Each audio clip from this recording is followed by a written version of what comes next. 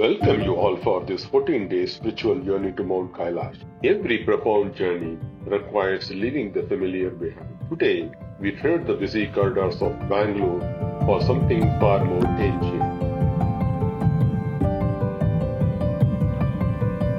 This is not just a flight, it's a launch into the landscape so massive, it feels almost extraterrestrial. Touching down in Kathmandu, the shift is absolute. The air is different. The energy is raw, vibrant, and deeply spiritual. And a warm reception by our organizer, Touch Kailash, at Kathmandu Tribhuvan Airport. From now, we will be joining hands with Touch Kailash. Tamil is most famous shopping hub, known for its lively streets, souvenir shops, restaurants.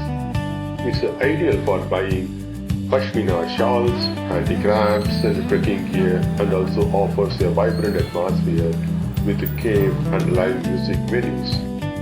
Price is reasonable, and in case you forgot to carry something, Tamil is the right place to pick up.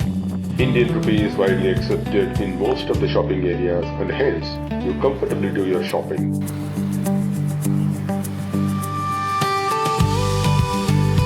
After the shopping, we had a nice dinner and we took a nice rest. Even Touch Kailash had given a nice briefing about the entire trip, and also we were distributed a nice jacket and duffel bags to carry our items.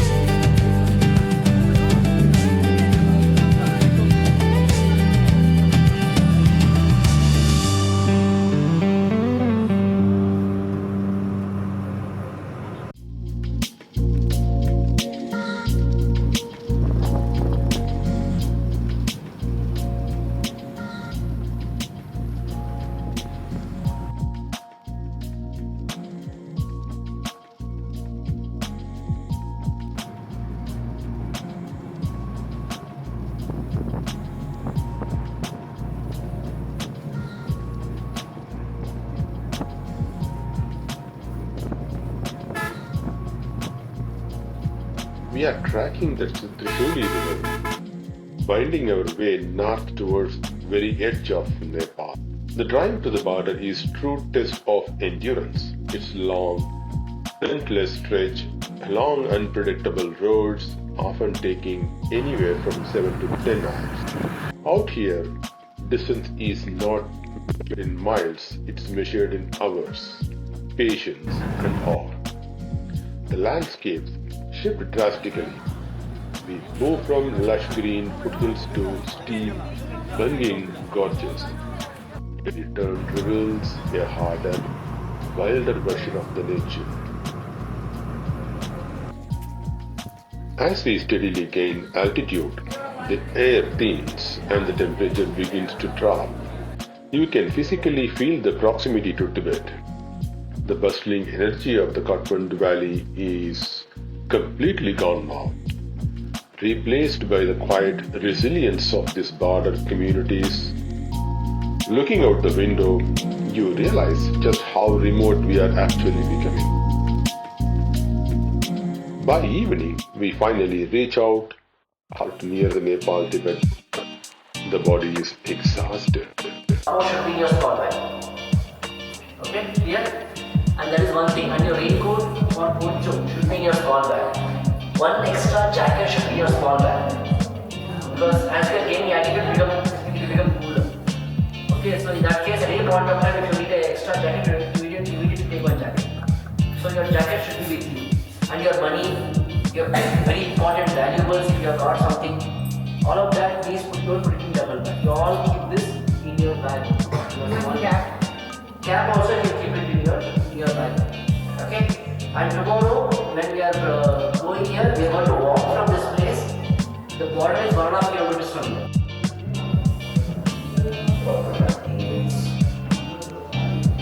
After a morning yoga session followed by a nice breakfast, we took a short walk from hotel to the Tibet border to get the entry permission into Tibet.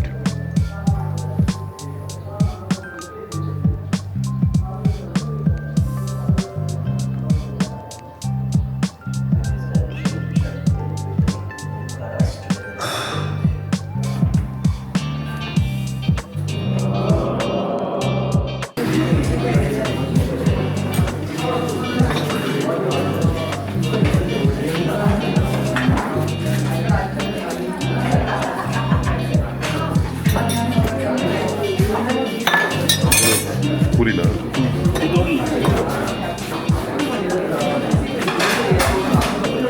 Yes.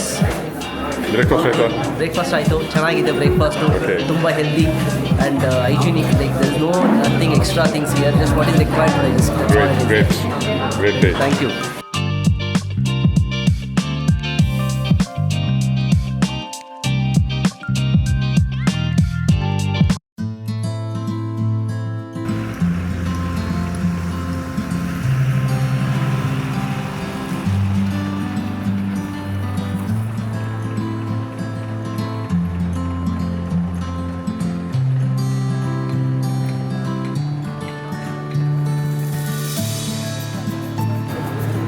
Come forward, otherwise accommodation won't give it to them. Ajay.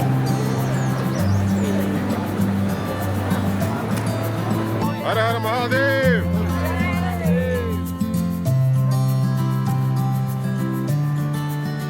It took about 4 to 5 hours of waiting at the border, really a long waiting time. After the successful stamping of entry permit, we boarded the bus to travel to Cairo. We reached Cairo at the night time, had a dinner and took a nice rest. Before that practice starts, there are some, from today onwards, there's one interesting scenario for all of us. After we reach the camp, many are waiting for dinner, isn't it? Yes. But the situation is like this. In all these places, wherever we are staying here, there's no culture of veg food. Okay, there's no idea of veg food only. Okay, so from now on, the people who are all our guides and people who are coming with us, after coming to the place, they have to go and buy the veg groceries, cook the food for us, veg food, and give it to us. Okay, so all those who are into cooking, so you know how much time it will take to do all this process now. So have patience. So wherever we are going to reach, if you really want veg food only, you have to wait for it. Okay? That's okay. Sorry? Dry fruits. So how long you need fruits? People are already hungry, so they need food.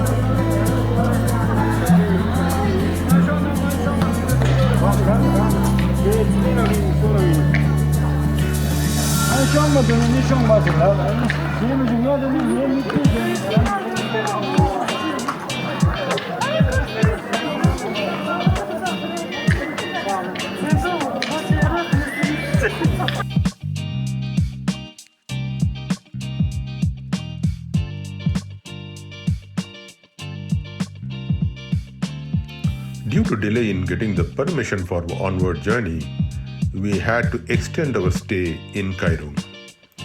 We started the day with a beautiful yoga practice near the Pagba monastery. Visited the monastery and had the beautiful darshan of Lord Buddha.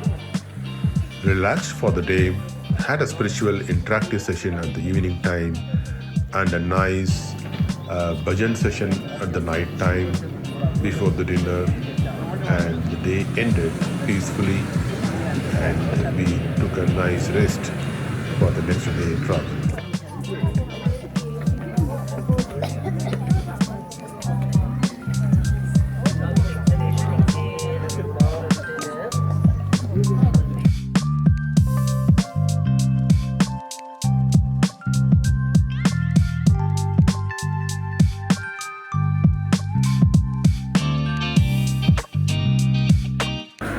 For that, you just ground your feet.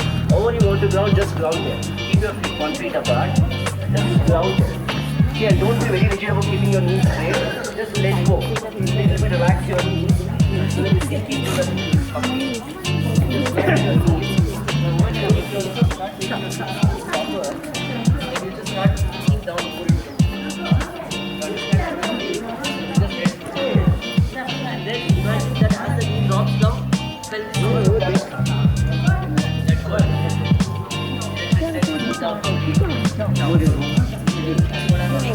And now from that groundedness, you're trying to lift yourself up slowly as much as possible. As much as you can still retain this pelvis movement downwards, you can still do this. Is the understanding everyone so far? You just again bend your knees and slowly again try to embrace the knee and slowly pushing the knees and go slowly.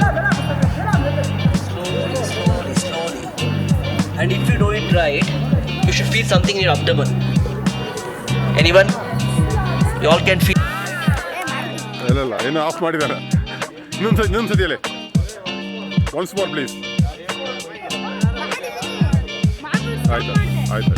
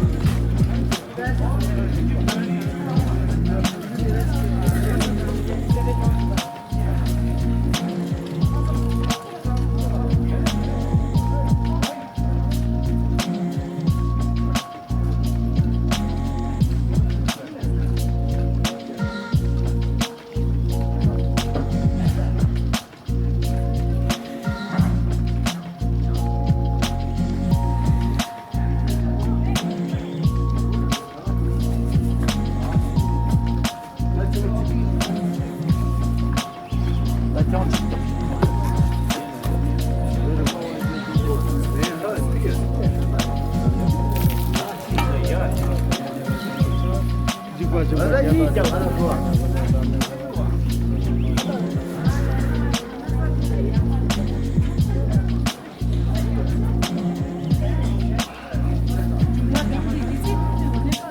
在这里经过过，他进上面。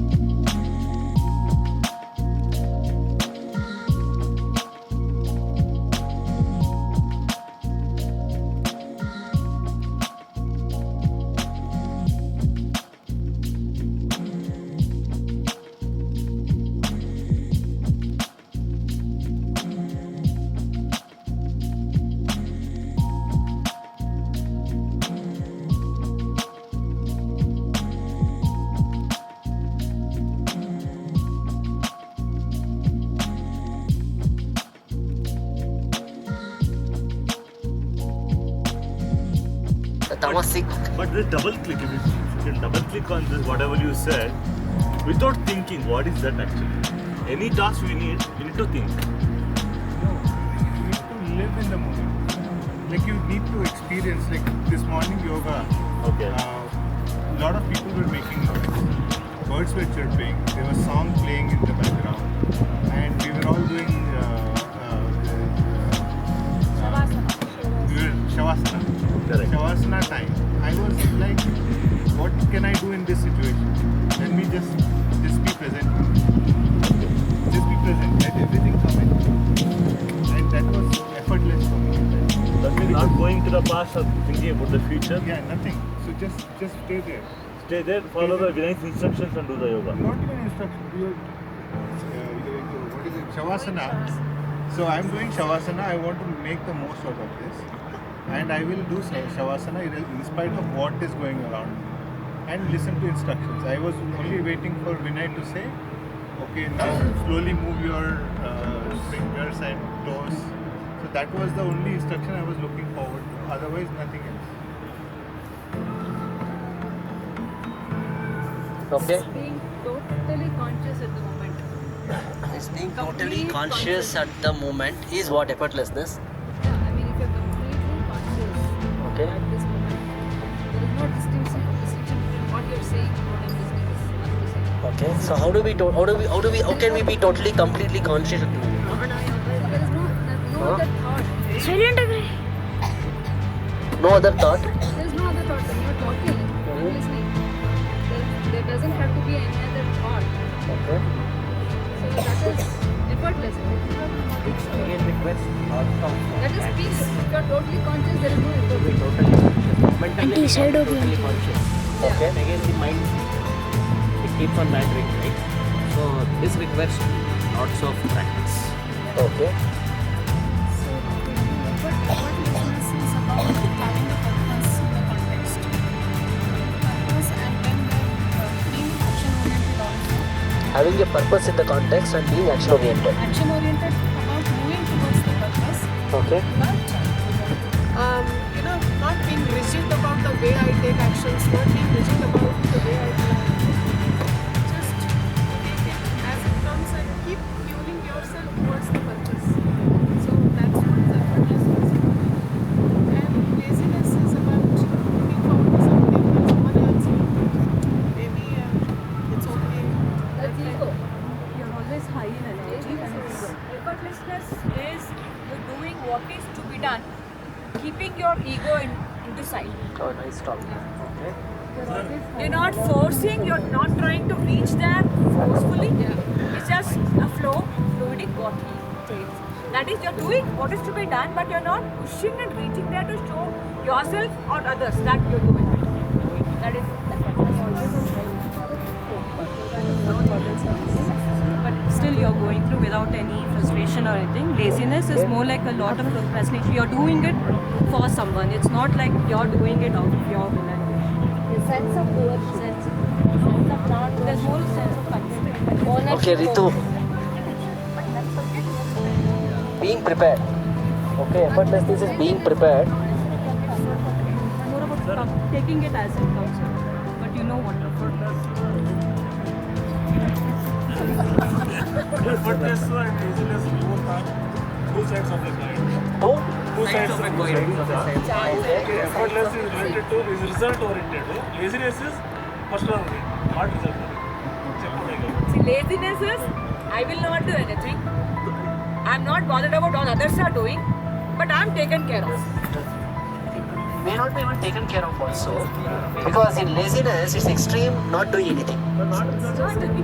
I'm not doing anything basically. That's simple as that. I don't want to do anything. That is laziness.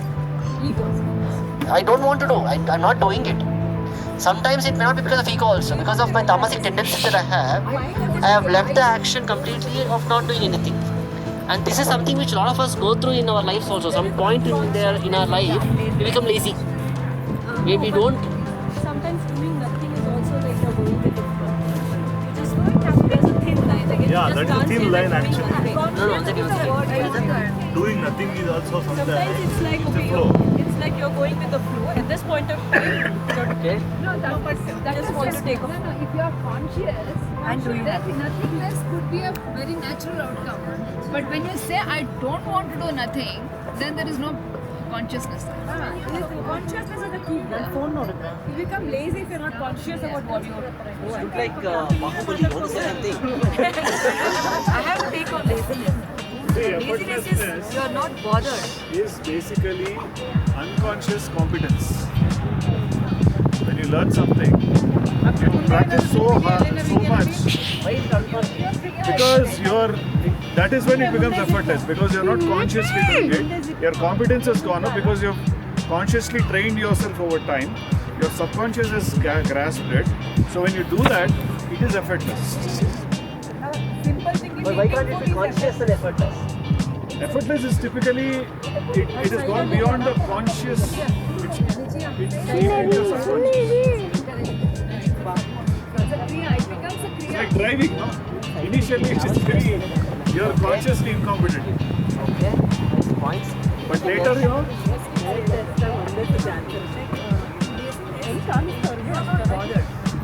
It has to happen, it'll happen. You're like,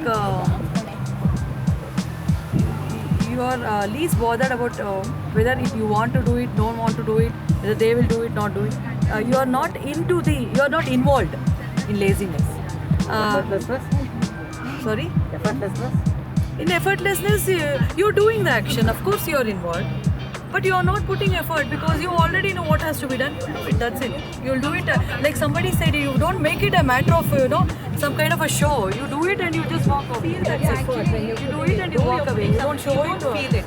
So as we all reach that state of effortlessness requires sadhana. I agree that sadhana is required, but what I kind of not completely convinced with the response was, is it conscious or unconscious? That is conscious. That is conscious. But he is saying you have reached a stage where you are not conscious about it. but if you want to take a new action, you want to learn a new skill, New the action you have to be, it has to be an effort, conscious effort. Effort. But you reach a state of effortlessness consciously. According to you.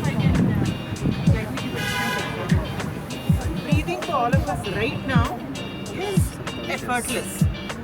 3 days from now, once you start climbing, we will all see how difficult it is to breathe. Breathing itself is going to be a challenge. Had we not practiced and had we not been lazy, you will see the outcome, in 3 days. That's what I think.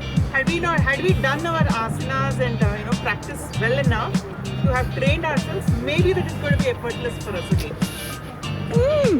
So that's how I see laziness is, how effortlessly you're able to do it. Are you lazy or not? Depends on Right? Fine, anything else? So if you want to be effortless, then you have to do sadhana for sure. Then how do we do sadhana now? Sadhana needs effort. Sadhana needs effort. First will. It comes with the will. Starts with the will. So how does the will come now? So what the will comes? To do effortlessly something, there should be a will, but how does the will come? The environment will facilitate. Sense of purpose. Okay. See, only when the sense of purpose is completely clear, that is when you can say that you are at least putting an effort in the direction to become effortless. If your sense of purpose is only not clear, then whatever you do, you will not be doing effortlessly. So how do you get the sense of purpose? That's the next question. How do we get the sense of purpose in our life?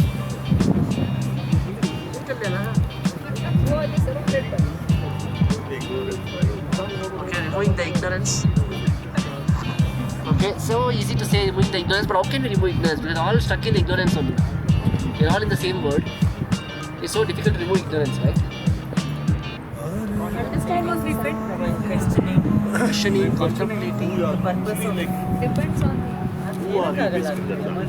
Because sometimes we spend our lifetime leaving this. That is something that is purpose.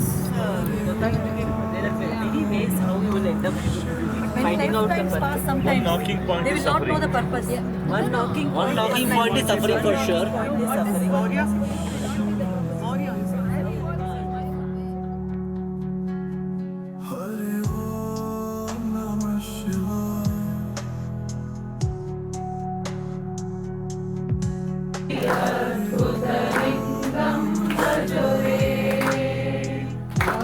आत्मलिङ्गं भजो रे अति अद्भुतलिङ्गं भजो रे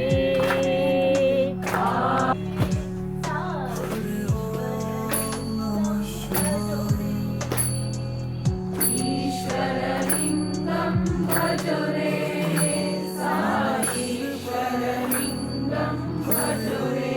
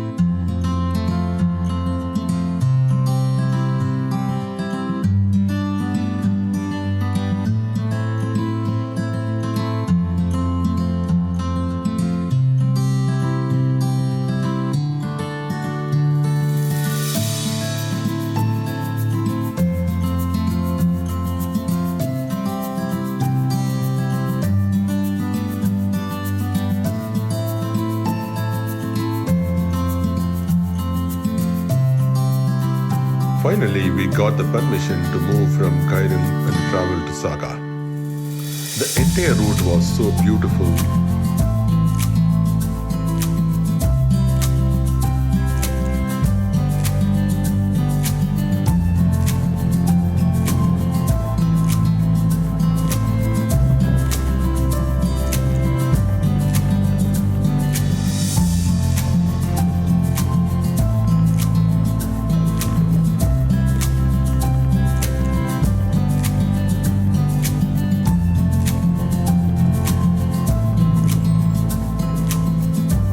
By evening, the town of Saga appears on the horizon. At 4,500 meters, this is our first real test of high-altitude endurance. Moving even a few steps requires a conscious, deliberate effort. Tonight, we rest, we hydrate, and we surrender to the altitude. With the gate security.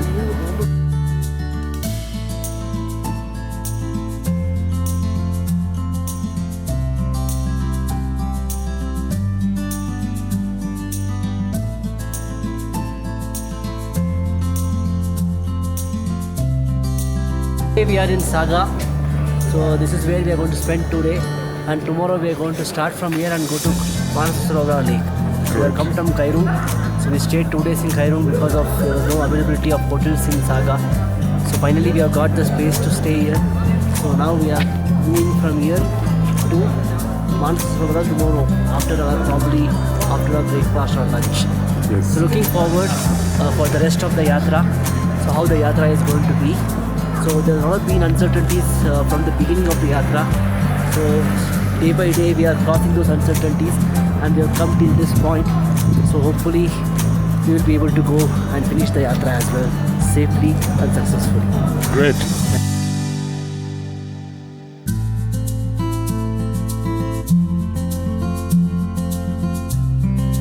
Short break.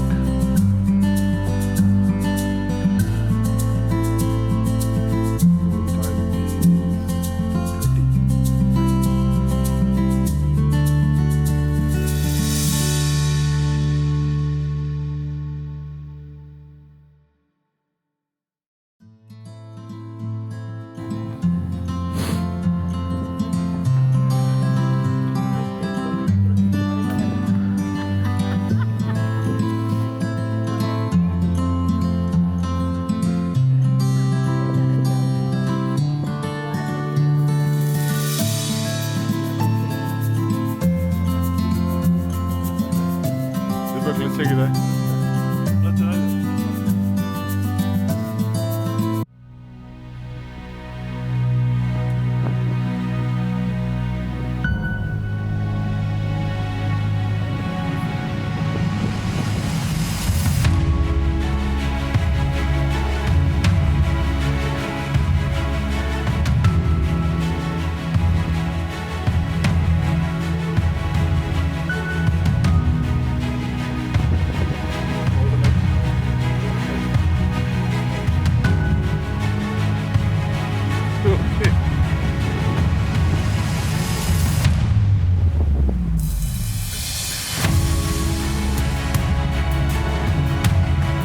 Through the dust and the glare of the high altitude sun, it emerges. Mount Kailash. It does not look like other mountains. It stands apart, a massive pyramid of black rock and white snow, commanding the entire landscape. In a fraction of a second, every ounce of exhaustion you felt over the last 5 days completely evaporates. This is the moment the Yatra truly begins. The driving is over. The physical toll of getting here was just the prologue. Looking up at the peak, wrapped in clouds and mystery, you understand exactly why you made the journey. By evening, we pull into Darchen. This is the base camp, the end of the road. From this point on, there are no more vehicles. The great parikrama around the mountain begins tomorrow on foot. As the sun sets on Darchen, casting long shadows over the Himalayas, there is no more waiting.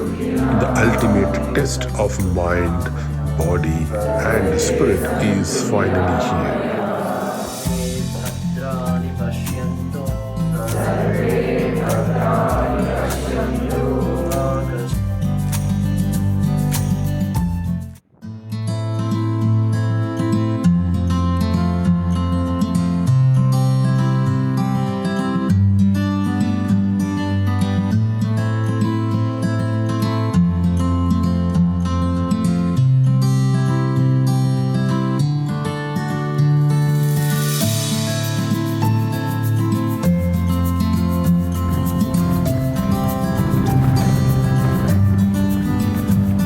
Just a short distance from the bustling base camp of Darchen lies a stretch of earth that feels older than the time itself.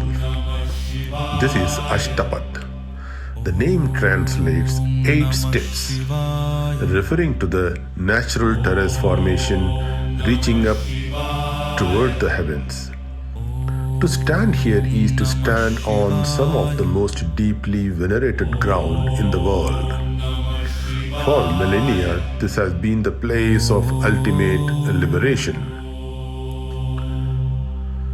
The spiritual gravity at Ashtapat is immense.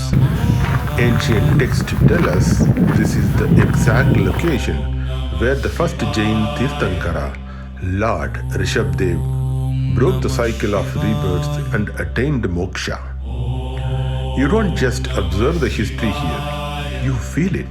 It's a silent, towering monument to the endless human quest for the spiritual perfection, standing watch over the high.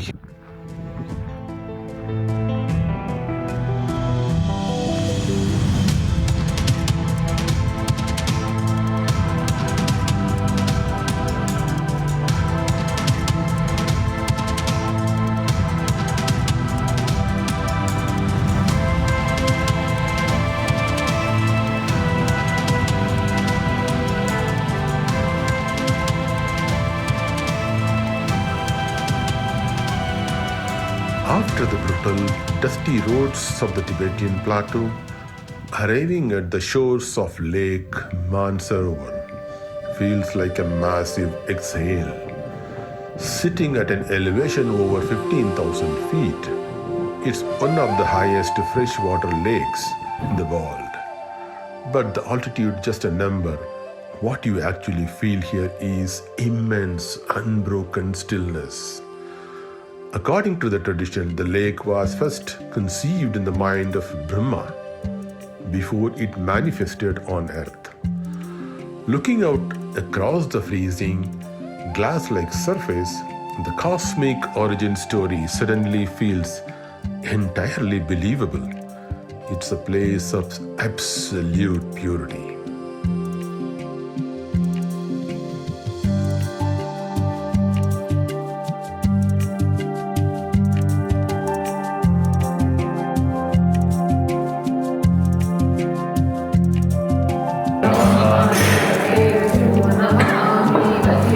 Namaste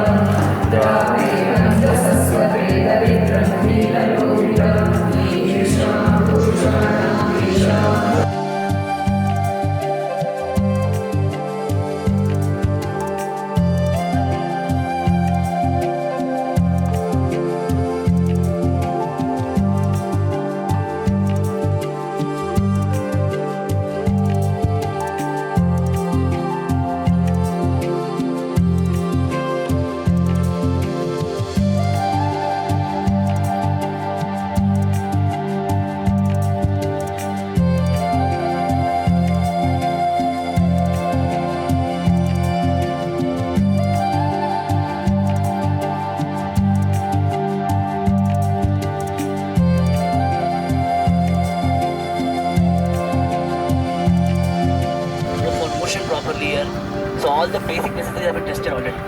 Okay. So among all those challenges, we still have to do the parikrama. But some of you will feel uncomfortable with all those things that has happened. Whatever the comfort zone, which is not comfortable. Okay.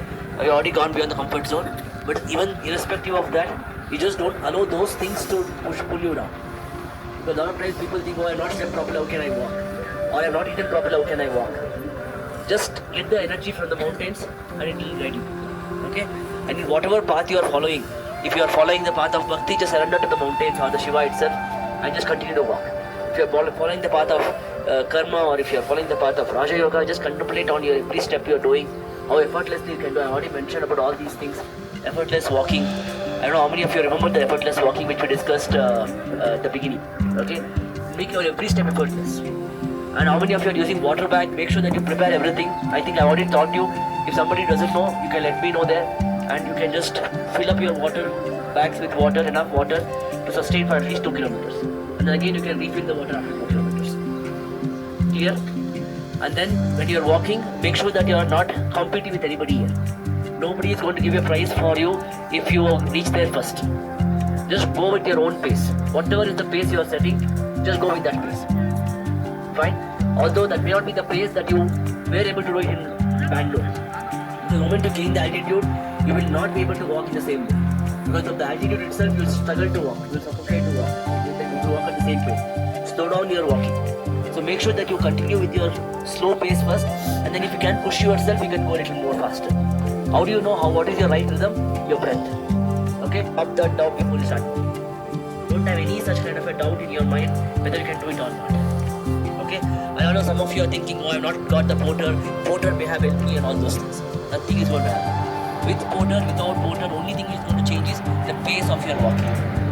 Okay? See, I've got the backpack which is more heavier than your view. And with that backpack also, only thing is that I slow down the walking, but nothing else will change. We'll all reach there, even if we reach it. Right? I don't think that, oh, because we had a porter, I would have done better. Nothing.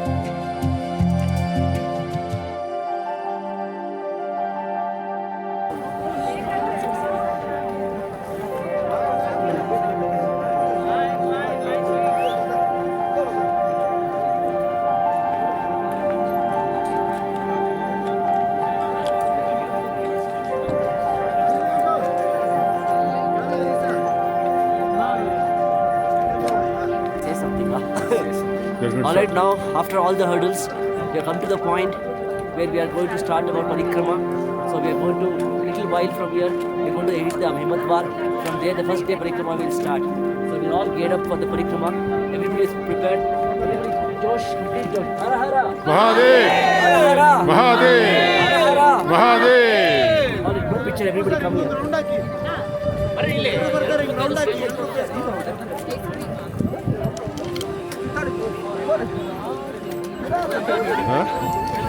Yes, Super Sir. Har Har Mahadev!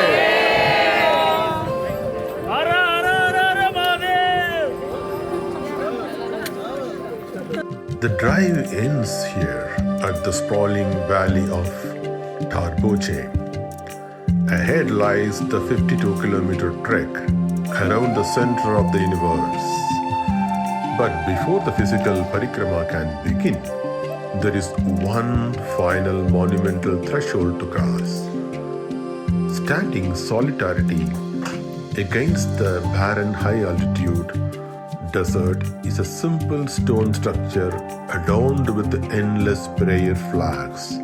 This is Yamadwar. Translated literally, Yamadwar means the gateway of God of death. It sounds deeply intimidating, but the meaning is entirely spiritual. To pass through this gate is to consciously leave your past behind. It is the death of ego, the shedding of earthly attachments, and the purification of the self. You cannot walk the holy path carrying the heavy baggages of the mortal world.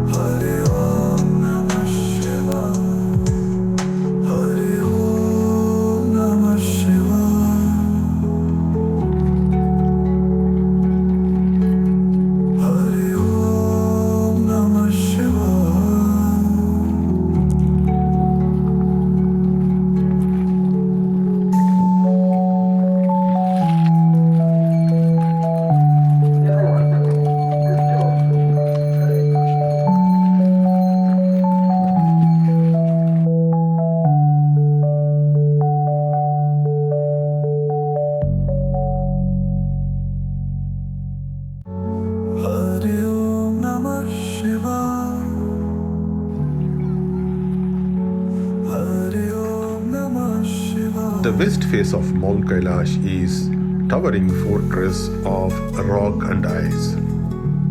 Unlike the symmetrical pyramid-like structure of south face, this idea is impossibly broad, rugged, and deeply scarred by time.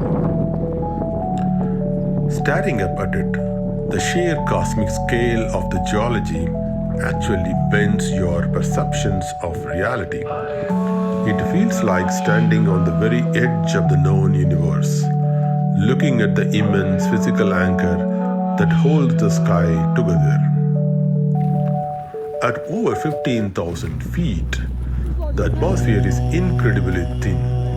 Every step becomes a conscious effort, a literal battle against gravity and the biological limits of the human body. Just look closely.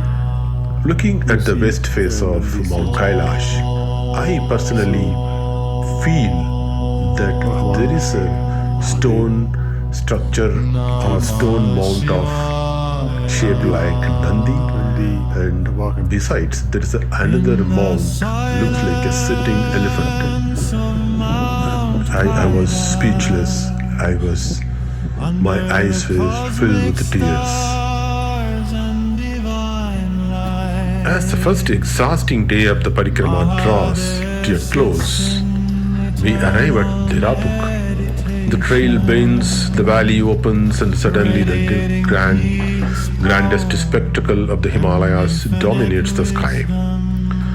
This is the north face of Mount Kailash. It is no longer just a mountain in the distance. It's a towering vertical wall of black rock and ancient ice looming directly over us. There are no massive waterfalls here, no rushing torrents, just a crystal clear glacial water seeping up from the sacred earth. But this gentle stream holds a monumental destiny. We are standing at Sengate Kabab, the legendary lion's mouth, the absolute beginning of the mighty river Indus. With this, we complete our day 1 parikrama. For day 2 and 3 parikrama, please click on the link given below the description. Thank you for watching. Har Har Mahadev.